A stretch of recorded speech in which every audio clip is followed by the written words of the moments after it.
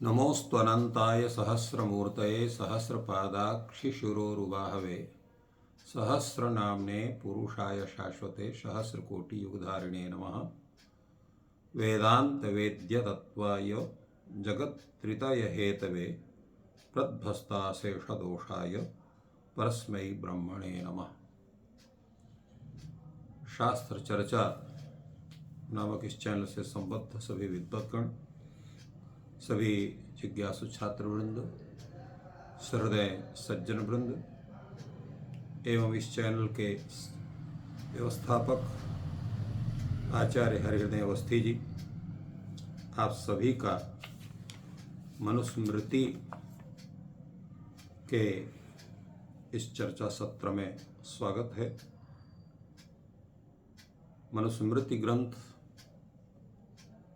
संपूर्ण विश्व का आदि संविधान है, जिसमें विश्व के समस्त प्राणियों के जीवन और व्यवहार का पूरा विचार हुआ है। हम लोग उसी मनुस्मृति की चर्चा कर रहे हैं, जिससे जन साधारण में व्याप्त मनुस्मृति के लेकर के जो धारणाएं हैं उसके विषय में सबको स्पष्ट ज्ञान हो सके परंपरा के रूप में।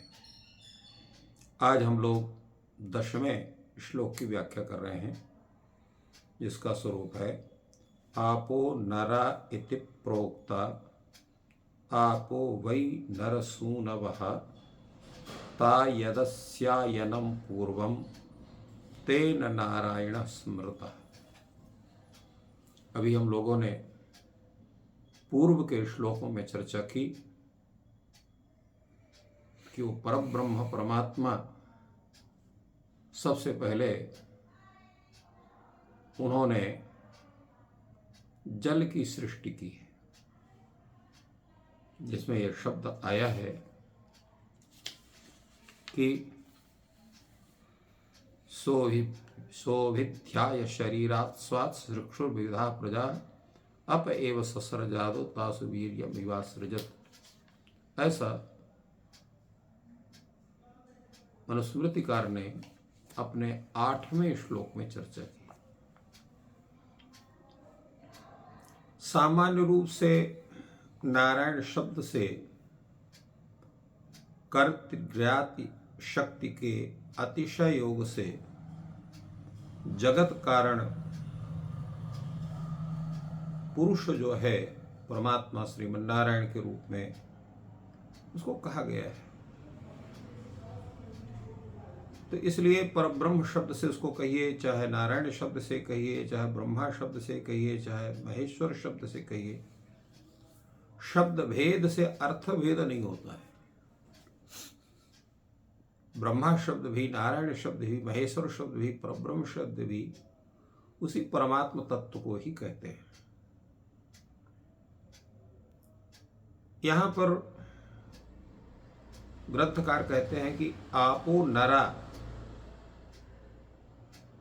यहां पर जो है आप को, जल को यहां नर शब्द से भी कहा गया है, और इसीलिए उस जल को नार भी कहते हैं।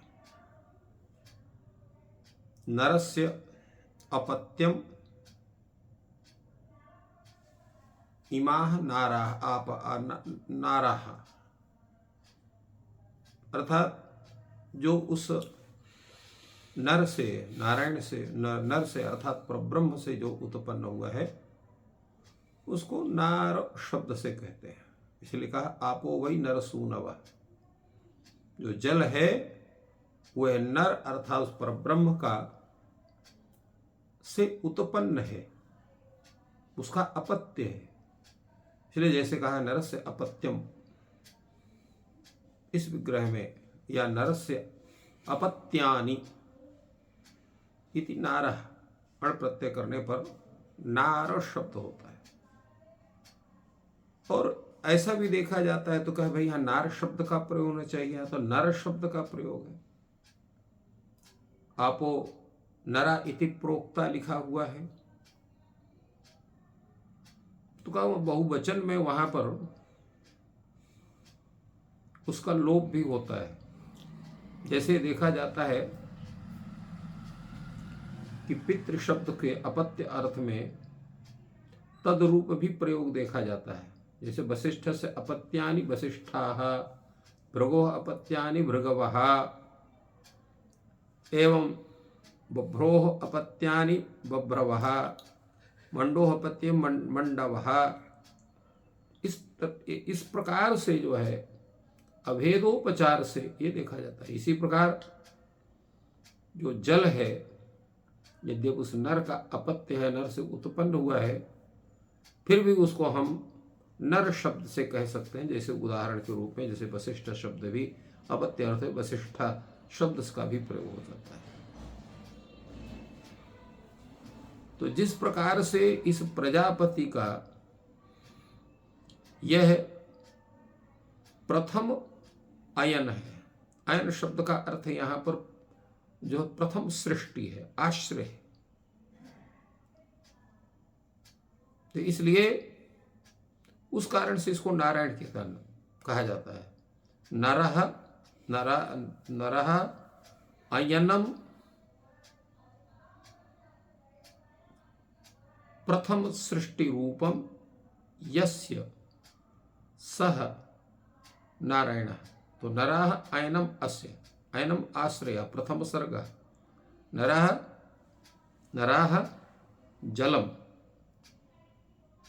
अयनम प्रथम सर्गत्वेन आश्रय यस्य सह नारायणः इति, ऐसा उसका उत्पत्ति होती है। एक सूत्र है अन्य शाम भी दृश्यते, तो यहाँ पर न को दीर्घ होने से नारायण शब्द ऐसा बनता है। जैसे पुरुषा पुरुषा दो रूप इस तरह से बनते हैं। इस कारण से इस में जो है जैसे आप शब्द से, नर शब्द से यहाँ पर जल ग्रहण होगा, और वह जो जल है उस परमात्मा का प्रथम सृष्टि स्वरूप है, और वह प्रथम सृष्टि स्वरूप होने के कारण वह आश्रय भी है। इसलिए जल जिसका आश्रय है, ऐसा सृष्टि प्रक्रिया के लिए वो नारायण है। ऐसा नारायण शब्द की व्याख्या यहाँ पर की गई। इसमें बहुत से ऐसे श्लोक हैं जो उसमें प्रक्षिप्त भी माने जाते हैं। तो इसमें एक प्रक्षिप्त श्लोक भी प्राप्त होता है, यद्यपि इसकी गणना मनुस्मृति के अंतर्गत नहीं है। प्रक्षिप्त होने के कारण जो विद्वान टीकाकार हैं, जिनकी प्रसिद्ध टीका है, जिनके विषय में पूर्व में चर्चा की गई थी, पुनः उसके विषय में बतलाना उचित होगा जिससे लोगों को ज्ञान हो। इसके सबसे प्रामाणिक टीकाकार, जिनको हम भाष्य भी कहते हैं, वह मेधातिथि। तो उन्होंने इस श्लोक की व्याख्या इसीलिए नहीं की कि ये श्लोक जो प्रक्षिप्त है, और वो है नारायण परो व्यक्ता दंडमव्यक्त संभवम अंडस्यांतस्त्विमे लोकाः सप्तदीपात्र मेदिनी। यह श्लोक प्रक्षिप्त वाला श्लोक है। चर्चा इसलिए कर दी जा रही इसकी, यद्यपि इसकी चर्चा करने की आवश्यकता नहीं है, फिर भी चर्चा इसलिए की जा रही है कि लोगों को ध्यान हो कि जो प्रक्षिप्त श्लोक हैं उनके विषय में चर्चा हमारे आचार्यों ने किया है। और इसका अर्थ है कि नारायण परो व्यक्त, यह जो अतिशय अंधकार युक्त ये अव्यक्त जो संसार था, जो नारायण में पूर्ण रूप से समाहित था, उसको परमात्मा ने उसको व्यक्त किया। और पहले क्या किया, जैसे पहले बताया गया कि पहले जल की सृष्टि किया, उसमें एक उन्होंने अपने तेज का आधान किया जो अंड के आकृति को प्राप्त किया, और उसी अंड के अंदर, अंडस्य अंतः, अंडा के अंदर ही सप्तदीपात्र मेदिनी लोकाः, तीनों लोक और सातों सप्तद्वीप वाली यह पृथ्वी भी उसी के अंतर्गत थी। तो यह जो श्लोक है, यह श्लोक ये इसको आचार्यों ने प्रक्षिप्त माना है, जिसकी गणना मनुस्मृति के अंदर नहीं मानी जाती, किंतु उसका केवल चूंकि इस श्लोक से संबद्ध उसी अर्थ को कहा जाता है, तो इसलिए हम ये मान सकते हैं कि इस श्लोक को भी हम उसके जो है इस पूर्व जो मनुस्मृति का जो मुख्य श्लोक है उसके पूरक के रूप में इसको हम स्वीकार कर सकते हैं, बशर्ते यह मनुस्मृति का हिस्सा नहीं है।